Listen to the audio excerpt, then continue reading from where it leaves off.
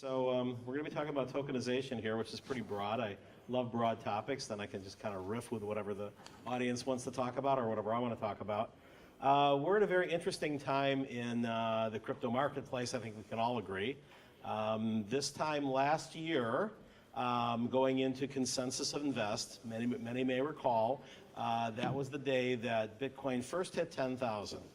And that was actually ahead of my prediction. I had predicted in early 2014 when it was about, I think it had hit 1,000 and then went back down again, that it was going to be 10,000 by the year 2020. And I got laughed at by a lot of people, but it was a couple years ahead. Usually when things get ahead of themselves, as we noticed in 2013, they tend to then go down. And now, as Eric Voorhees just tweeted this morning, we are now in the euphoria phase for bears. Which is an interesting way of looking at it versus the opposite. So stable coins, which we're here all to talk about, are very valuable for active traders. I know there's a lot of other cases because it means that you can go in and be going back and forth in and out of various tokens and not have to worry about going into US dollars, waiting for the couple of days for it to go in and say, nope, I want to buy it back again. So, obviously that is valuable.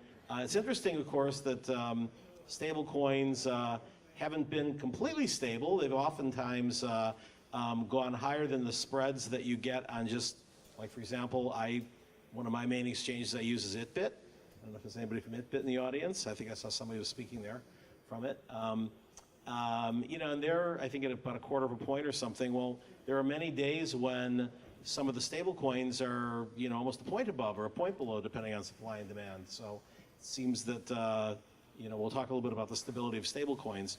But, right now, I mean, I've said for a while that there's really, other than stable coins, there's utility tokens, there's security tokens, and there's chicken shit tokens. And the chicken shit tokens are the people who really want to be a utility token, but their lawyer told them they can't be, so they better be a security token. And I think right now we're still nowhere near clarity from the SEC. It'll be interesting to see whether Jay Clayton, who's speaking tomorrow at Consensus of this year, where we're down to 35% of where we hit a year ago after doubling within 6 weeks after that. If he gives any further clarity or, as expected, just continues to double down on the FUD. I think it's unconscionable. I've said this a few times, even though it has been the SEC's history in other asset classes, to basically not want to make any regulations while they're unclear that they might lose in a court case, so they simply go and double down on enforcement actions of the low-hanging fruit. Disagree. Okay, go for it. So, this is on.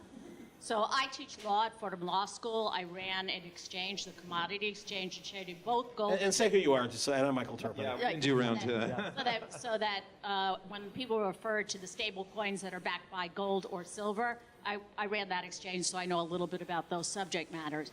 I do not think that the SEC has been in any way irresponsible. If you look at just the trajectory of what's been going on in the industry has changed so rapidly that making any kind of laws in the way in which you go about making laws, where you propose them, you have responses, you have comments, and everything else, those laws already would have been outdated with where we are in terms of everybody moving from the ICOs, which mostly were unconscionable, to the security tokens, to stable coins. So an agency does their job slowly as the market evolves, and it doesn't run ahead of it at all. So So having worked with 110 ICOs, I would dispute that most were unconscionable. And I would also say that we're 5 years in, and we haven't even had a proposed regulation.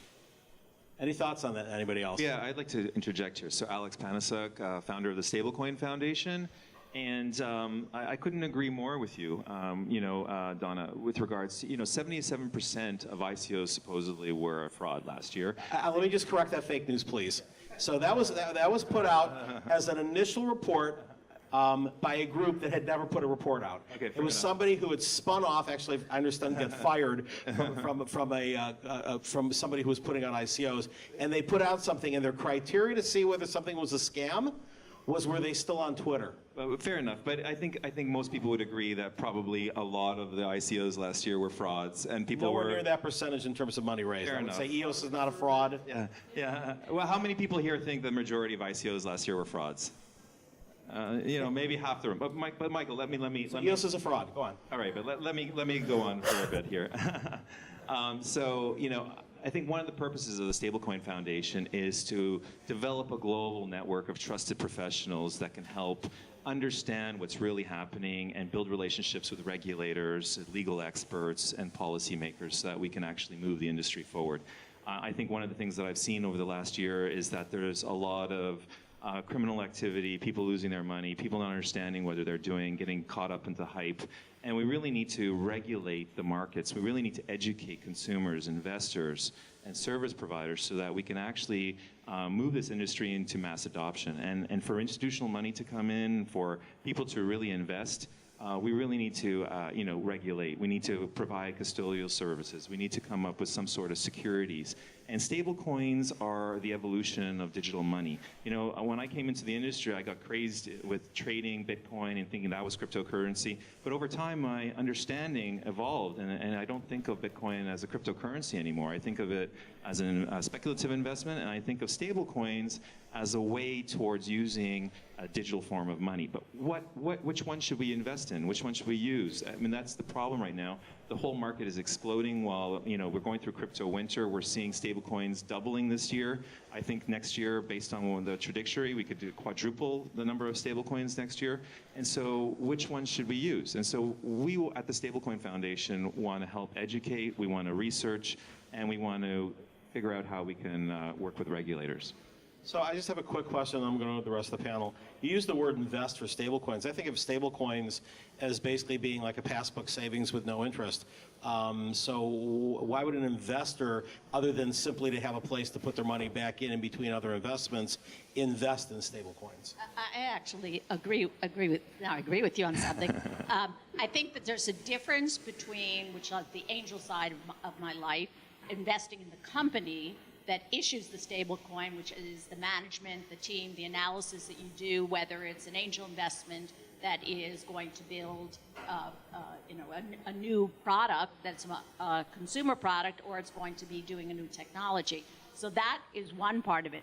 But when you say invest in the stable coin, you've already put yourself in the SEC domain.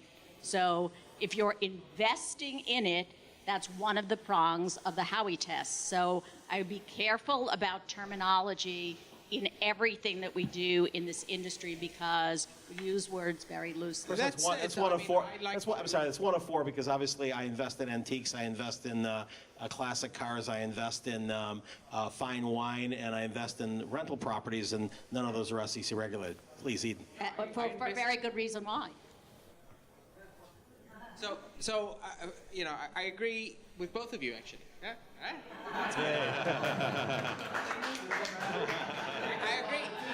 I agree with Michael that not everything that's an investment is a security. I invest in my relationship with my girlfriend. Not enough, apparently, but I do. And I also agree with Donna that we don't need new regulation at this time. In fact, I don't think we'll ever need new regulation. The regulations that exist for securities have been in place since the 1930s, and they've done a good job under many, many different and changing circumstances.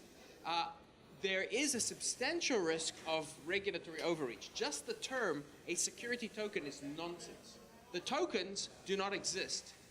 They are proofs of a registration or a mathematical activity that has been performed on a blockchain by nobody in particular. So if I have a token that was sold to me by Donna, with the goal of me making a profit, that might have been a security issuance, but the token itself, now I can deposit it into, let's say, MakerDAO, which is a smart contract.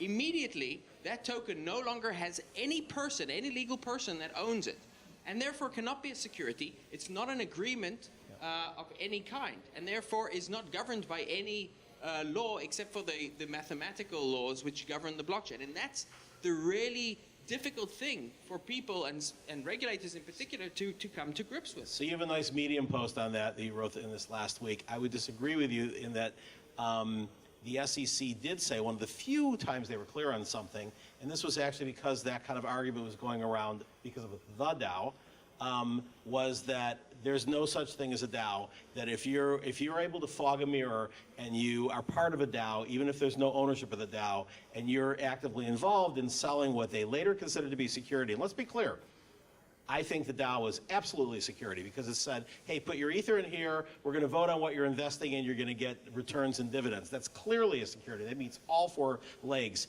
And the defense was, oh, well, it's a DAO, it's not really controlled by anybody. They basically said in their initial, throw over the bow in July of 2017 that started all this, that we're going to consider this a learning moment and not go after the DAO, but it was a security, which I agree, and that if you fog a mirror, you're part of you're subject to the SEC if you do it in the U.S. Security. The token, the DAO itself cannot be a security, right? Any more than No, I meant the DAO. I meant Right. quote unquote the DAO, the actual. the sale of tokens from the DAO could definitely be a security issuance, of course, right? And I agree with you that it was, but once those tokens, I'm having bad luck today. Once those tokens begin to circulate among across smart contracts and no longer have any entity which owns them, I don't see how, without a substantial reinterpretation of all known law, you can have something which isn't owned by any person which represents a security.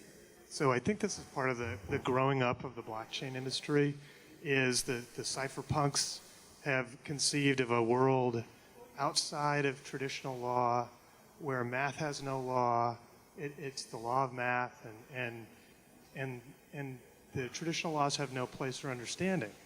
And the fact is, we live in countries, and those countries have laws, and they have views on things, and they're going to find a way to implement those laws. And I think if we accept that the regulators have a good motive, not an evil motive, even the SEC, which I know has a bad name in the blockchain industry, but their motive is to protect investors. And if we embrace that motive, we'll recognize the true value proposition of blockchain. And one of the things we've been trying to do at New Alchemy is really embrace that and identify what is the real value proposition and how does that work in the laws of different jurisdictions. So I worked in Congress, advising Congress on digital currency related issues and derivatives regulation, and I worked at the CFTC when we're standing up all these laws about this and starting derivatives and Bitcoin and that sort of thing.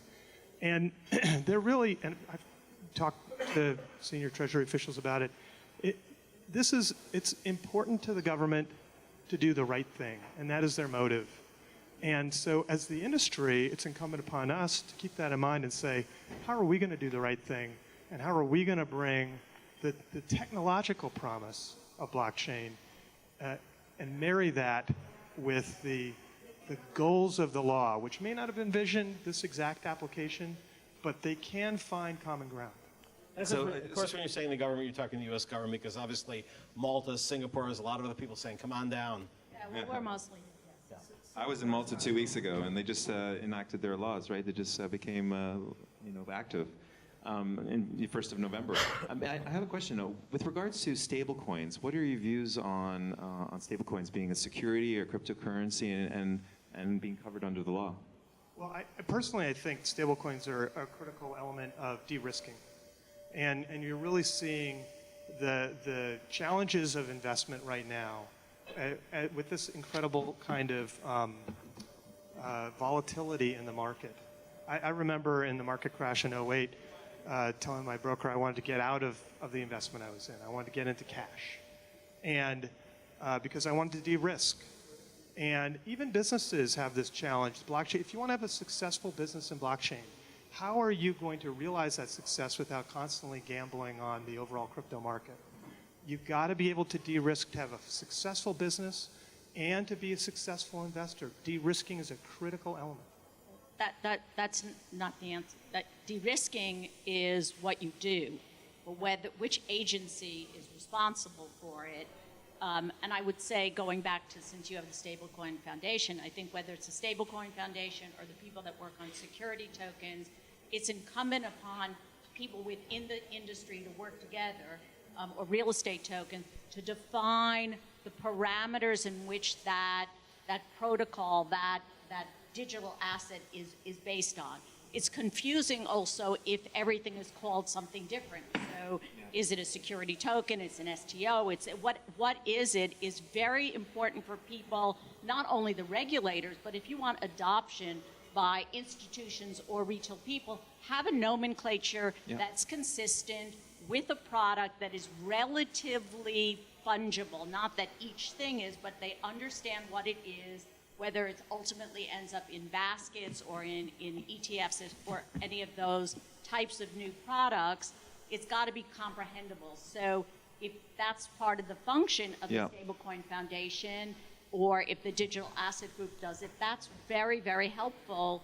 And Michael, you do marketing, that's an incredibly helpful thing for all of the different stakeholders to know, what are we really talking about now when we say stable coins? We know there are different companies that issue them, but what's the characteristic that everybody would know these 5 things? Well, yeah, I couldn't, I have to completely agree that, the Stablecoin Foundation is trying to work with professionals globally in their trade to come up with a taxonomy that we can all agree on. What is the definition of a stablecoin? Because even the issuers, right, we were in touch with 120 issuers, and 37 of them have different views on what a stablecoin is, right? And those are from the issuers, let alone the market. And so we want to be able to come up with a common glossary, common terms, and really define what a stablecoin is. What are some of the guidelines, codes of conducts, policies, guidelines, best practices? The list is endless. So, think about what a professional association does. Those are the things that we want to do that were done already in FX, for example. Well, marketing does define terms once industries come to grips with them. Unfortunately, they start with the tech guys, right? If you go back to the early PC market, they call them 8088 processor technologies instead of personal computers, which finally became a little bit more easy to digest. And I think, here, utility tokens was sort of a term that was meant to kind of say, that it fit into some regulatory bucket. I've often said that, if ICOs were simply called token starters because they really look more like Kickstarters, it probably would have been a further, distance to getting the SEC hot and bothered in their turf war with the CTFC. Because I personally think that, ones that logically, it's the 4th leg of the Howey test, by the way. We're talking about the Howey test. It's 1946 Supreme Court case that sort of modified the 33 and 34 Acts. And I do think that you do need to sometimes at least consider updating laws. It's not the Bible or the Constitution. Even the Constitution has amendments. Because, the Howey test was just at the dawn of television. It was before the internet, much less before cryptocurrency and the blockchain. So that the first 3, I think in most cases are pretty easy to understand. Is there an investment of money, which for the most part means that if none of the other ones show you your security, you can't airdrop. You can't airdrop securities, but you can airdrop consumable tokens. Second one is there active efforts of management? It's a common investment as opposed to like it's just you partnering with someone? Others, yes, others. And so in other words, wine is a good example. Wine futures. Gee, it sounds like a security. It's a futures contract, but really it isn't. It's just a nickname, right? So you have an active investment of money into a product that hasn't even been built yet. You're giving Screaming Eagle, $1,500 a bottle or 30,000 a case or whatever for something. They're going to go and use your money, buy the grapes, make the product just like a Pebble Watch.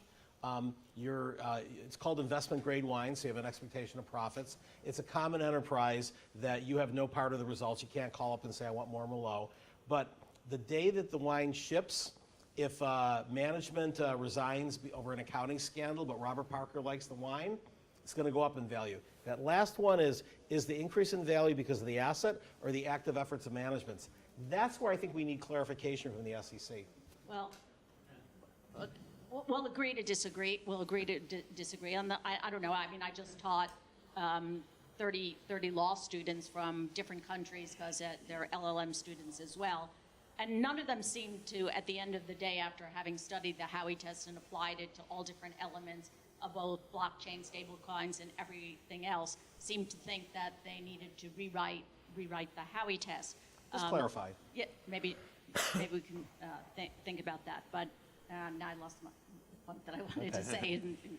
So the conversation here, as very often happens, is revolving around the Howey test and the SEC. But it's important to remember that the Howey test and the SEC are American regulations. And while the United States has this tendency to believe that its laws apply everywhere on the globe, there are other laws in other places. And that's what's so interesting about blockchain and, by extension, about stablecoins. That we have a global world today where a lot of people live their lives in all kinds of places. They communicate with people around the world. They do business with people around the world. And yet, laws are still gated according to these geographical locations. And we have global problems like climate change, which as a result are not being addressed. Now, it just so happens that financial issues are one of those extremely super globalized issues because they deal with the finances and trade and the movement of money, which is a global phenomenon. And we don't have a way of organizing ourselves or regulating ourselves on a global basis except for blockchain. And that's what's so exceptional about blockchain, because the rules, the regulations, and the consensus that govern blockchain transactions are not based on any geographical law or on, you know, the liberal arts version of law, but instead are algorithmic and therefore global. We have a new way of organizing ourselves, which is global as well. And that's why stablecoins can move anywhere in the world, regardless of whether they are dollars or euros or yen. And that has a huge amount of utility. And it's crucial that we as an industry recognize that as one of the key utilities, one of the key USPs of what we're able to bring, and that we explain this to regulators, including the SEC. Yeah, I would just like to say one thing about, I think, you know, it's really important for people to understand, and just to add on to what you're saying, it's not just about the invention of technology or blockchain or decentralization. It's really an evolutionary step in how we think, right? It's really Web 3.0, Industry 4.0. We're hearing all of these terms, but people, industries, technologies, law, you know, even money and finance is being redefined right now, and I think we all need to work together to really figure it out. And nobody has the answer right now. People think that the existing framework can fit into this frame or that. And like you said, as we globalize things and as we decentralize and we develop governance structures around that, I think we're really moving towards a global economy, a global currency. Global trade is going to be much more supported, but how do we do that, I think, is a big question. But if we go back to the definitional elements of when we look at stablecoins, you're going to have to look at how was the money raised in order to be able to see what that offering was. It may be that the industry, in concert with your type of foundation and the government, decides that the token per se is not a security. But you need to make that decision in conjunction with the regulators pretty soon, because otherwise they can't float around the world. Because if they're sold to non-US persons and it's deemed to be a security, you can't get them back into this country. And if they're sold to US persons and they can't go floating all over the world on other exchanges that are non-security exchanges, and then you need to also decide if they are securities under any kind of a UBRIC, where can they actually trade? So I think with with the Ether Delta problem, right, so I think with 10 days ago. I think that you're going to have a lot of Ether Deltas around the world that just all going to block the U.S. because decentralized exchange is the future in terms of exchanges because of a lot of these things. But in terms of stablecoins, I think you have to separate the company that creates the stablecoin environment and raises money to do that. That typically isn't even going to be a token. It's going to be a venture capital or PPM company. And then the stablecoin itself is usually backed by something. I mean, the original one, Tether, which we were actually involved in the marketing of, when it first was called Real Coin, and then when it was rebranded Tether, that was backed by dollars in a Puerto Rico bank account. Yeah, and I would like to add that, you know, a lot of stablecoins want to be considered a global digital currency or a cryptocurrency and be considered like Bitcoin, right? And deliver on the promise of what Bitcoin has been, you know, touting over the last 10 years. I have to say, it's incredibly ambitious to think that a stable coin or even a collection of stable coins is really going to replace or not have to be referencing the fiat in a particular country, because the debts that people incur to run their businesses or to run their personal finances, they exist in a country and they're denominated in that currency. And in the end, they have to offset each other in that currency. So as a practical matter, I think people live in a place, and that place has laws and it has currencies, and until you have an extremely broad adoption, which is not happening next year, people are going to have a way of doing that. I don't think other than government issued ones that you're talking about stable coins reflecting debts or anything to do with the GDP. It's simply a bucket of things that are backed by a bucket of things. So it's tokens that are backed by $100 million in a bank account or $100 million of gold. That's one-to-one backing. It's all commodity. Right. Right. So Agreed. You pick the commodity you want to back it by. Make it silver, make it gold, make it dollars, make it whatever, pesos, make it math, make it whatever you want it to make it. But if you want it to be a de-risking instrument, and I don't understand what value it is if it's not a de-risking instrument, then it has to be referencing your other obligations. And Well, those dollars other aren't a obligations- commodity, right? They're a currency. And What's that? Dollars aren't a commodity, they're a currency. Well, right? they're an exempted commodity. Okay. So because again, if it's gold, gold can drop 10% or go up 10%. If you're based on the dollar and you live in the U.S. and your stable coin like Paxos is $1 and it's always $1, it's $1. But is that Back- stable? Well, it's stable because it's $1 and it's backed by dollars in the bank account. Same with the Circle. Depending on who you are, stability is relative, right? And so that's one of the things about stablecoins is what's to say that it's stable? And it's stable to relatively something of value in a fluctuating market. And I think that's something that's really interesting right now is that, you know, how do we gain people's trust and confidence so that they'll use it and they'll adopt it? And I think, you know, to your point, I would agree with you in the short term. But I think there's a journey going from you know, fiat-backed stablecoins to commodity-backed to hybrids of baskets of mix of either various currencies or commodities to crypto assets. And ultimately, I think, you know, it would be great to see digital, global, decentralized currency that's just backed by the use and trust of the larger population. But that's a journey, right? Well, that would be a great journey for somebody, you know, or maybe for your foundation to actually detail, because people keep talking in vague terminology about a pathway forward. So think of stable coins in the aggregate as a startup. There happen to be under that startup many different different companies, some of them quite well funded, some more than others. But in aggregate together, they need to have a focus of how do they gain adherence and adoption going forward, including clarification as to what they are considered under any regulatory rubric, we'll say specifically in the United States, because most of us are here and many of the companies are from here. And I would say one thing that we're trying to do that's very critical is to develop standards. We all want to work together as an industry so that if we develop standards, we can help move the entire industry forward. And if you think about the potential upside for cryptocurrencies versus the traditional markets, it's massive, and everybody can win together as we, you know, revolutionize and take advantage of these technologies. I think there's a lot of questions. Okay, great. I'll ask one question, then I'll go to the questions. What laws are, obviously I can think of two already that are U.S. You know, backed stable coins, the Pax from Paxos. You know, I know that they have Sheila Baird on their board. They've got, they're a depository trust. They're New York State Department of Financial Services backed for the exchange. And then obviously Circle has got Goldman Sachs backing it. So those particular ones that are backed with U.S. dollars, are those the types of things, and are there any additional ones, regulatory, that stablecoins must comply with if they have dollars backing them? I know they got FDIC, but that's only to 250,000. To me, the law is pretty clear, right? The law governs circumstances where people enter into obligations one with another. Now, there's many circumstances on the blockchain that doesn't happen, and it's a mindfuck. But it's something that we need to pay attention to. You mentioned earlier that it's extremely ambitious what we're discussing. But I think to think about blockchain in any terms which are not extremely ambitious is to miss the point.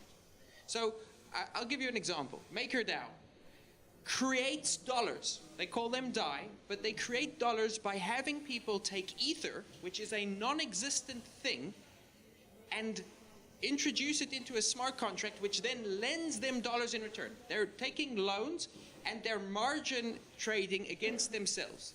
This is not something which can exist outside of a blockchain environment. It's not something which could have been envisioned by any law, because it's a loan that somebody takes against themselves where the counterparty is software which is not controlled by any given party. Now, how do you regulate that? And They're based in San Francisco, too. Yeah, Maker? I believe so. No, Maker the team is global. And Stephen is in San Francisco, but Stephen just was recently hired by them.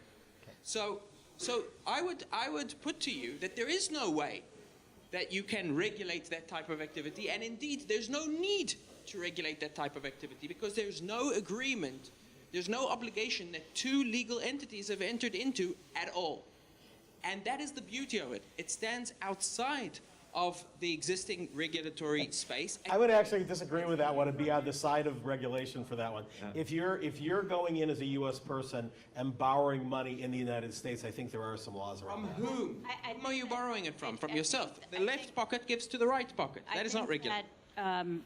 Over all of this, you have the very strong anti-money laundering rules that come into effect. So whether you're doing a stable coin on an exchange, or you're using, whether it's centralized or decentralized exchange, or even if you're going in between people, I can't say if you're just borrowing from yourself, but if you're in between people, the anti-money laundering does come into play, and it will come into play across the world, because the world has been focused on. And that's why we need regulated. I support that 100%. When you have two legal entities entering into an obligation or agreement between themselves, that is classic activity that people have been involved in, and there exist laws to deal with that. We don't need new laws. We just need to be sophisticated enough to recognize when that is not what is happening. One other point, which has not so much to do with law, but I heard on an interesting, which I love, the Flippening podcast. And they did a 3-part documentary on security tokens. And one of the interesting things that they said, which was not about security tokens per se, was when they were talking about real estate, and I don't know the answer to this, was that since real estate itself moves so glacially, could it in and of itself become a stable coin? I don't know the answer, but I thought it was... By the way, you know, that's one of the hot topics within the stablecoin industry is should assets like real estate or arts or others be considered part of a stablecoin solution? I mean, we don't know right now. Yeah, we have a lot of questions. So Steve, do you want to go first? Oh, sorry. Okay. So Ethereum is not considered a security, so what would it take for a stablecoin on a DEX to not be considered a security also, like Ethereum, or ruled in the same way? Well, I mean, the answer is that was a very specific decision by the SEC. It wasn't actually even opinion. It was opinion. It was first done by Hinman, and at that time, if you remember, Ether was being used for all of the different fundraisings, and they knew that they wanted to have very detailed wording that was only supposed to be applicable to Ether, and they separated, even in the Hinman statement, the raise of the money from what the token had become, and they did that very clearly because they didn't want the two things to be together for other people to think about what they might be doing on the way in which they raised their money versus the token in which they have. So in the Try the CFTC too. in the scope of one-to-one fiat-backed stablecoins, which I and others think are the most legit of the stablecoins, there's only KYC and AML when you get the coin. and there's only KYC and AML when you get rid of the coin and turn it back into dollars. There has been some rumors that FinCEN may change the rules such that you have to KYC whenever there's a transfer. And so question is, can they actually do that because it's being done by this blockchain thing, which is not a regulated entity? Are they going to say, hey, the blockchain, we're now going to regulate it as if it were a bank? Do you think that will happen? And is that a good thing or a bad thing? And, you know, because I've talked to banks, and banks said, oh, you know, we're afraid because it comes in, it goes around into this mess, and it can be millions of dollars, and it comes out the other end. We're afraid of dealing with this, so we'd like everybody in the chain to be KYC'd. So there's clearly, you know, some demand from the banks to want to have this so that every single transfer goes to someone who goes through KYC and AML. Good thing, bad thing? Is it going to destroy things? Can the regulators actually do it? I mean, it can certainly hamper us, right, for adoption, and it can make things much more complicated. But it's a perfect example, I think, of potential over-regulation that can set us back. You know, what's the real purpose? I think we need to ask the question about why are regulations there? I mean, you know, money laundering. Yeah, exactly. I mean, it's not just money laundering, but it's also, you know, people want to track money. Are they paying their taxes, right? And so, I think we need to, you know, as part of what we want to do with the foundation, we want to work with regulators to understand, okay, what are they trying to achieve, and how can we leverage technology? How can we work with the issuers to figure out how we can use common sense regulations to do the things that they want to try to achieve? Well, I think right now, and I've said this a few times, that we're living in an era of crypto-McCarthyism. And instead of looking for a communist at every cocktail party, we're now looking for a KYC AML or securities violation in every transaction in everyday life. Right? And I think that the banks obviously are very happy to go and say there should be every single step of the way on any decentralized or centralized exchange globally should meet very strict regulatory and licensing things, because then they have the exemption of being a bank if they already have that stuff in. So what a great way to kill off a competitive thing until all of a sudden the only legal blockchains are the ones that are, you know, licensed by R3 and Corda and our bank chains, and then whoo, we got rid of this. So there's a little bit of self-serving interest we have to realize on this. So you know, we're gonna see what happens, but I do think that the SEC has been shown that on the blockchain, it's much easier to track who's doing what than in the cash society. So Absolutely. I think that much of the education has already been done. So adding additional components is not something at this moment that they're particularly looking at, because they feel confident that the blockchain tracking of moving of money, now I can't say something for Monero, but for other kinds of digital assets is pretty good. And we as a society, because this all happened kind of post 9/11, which was 17 years ago, you know, and seems to be doubling down, rather than adapting to new technologies and times. We as a society have to decide how much freedom versus how much security do we want, because the ultimate security emulates Nazi Germany, and everybody gets frisked when they leave their home in the market in the morning, and they get frisked. I live in Berlin, by the way. So, no longer controlled by the Nazis. We're coming to the end of the panel. We have one question. That gentleman has been waiting for 10 minutes. So I want to do the crypto anarchist farmer perspective, in which the whole Howey security test thing is like, if I write some code, and I've written code that has money supplies or whatever, it's like I'm actually creating money when I write the code. Now, whether anybody else wants to use it, that's to me is the important part. And if I don't take any money, if I don't take any portion of this new stable coin that I create to like price commodities in or something, then I'm speaking. It's free speech. And Actually, the CFTC recently said that they don't think that's free speech. well, that's a good question. If I don't take That the coder, irrespective of your money, because they're not looking at whether or not you raised money, but that the person who does the coding has an ongoing responsibility and could be both responsible to the government and responsible to the users of that code thereafter. See, and I think this sounds like a great First Amendment test case right there. All right. I'd like to thank the panel for being here. Donna, thank you very much for being here. Alexander, Brian, and also Edan. Thanks a lot. Michael is staying on stage for now, because if you guys can leave, it'd be great, so we get some the last speaker in. Thanks, guys.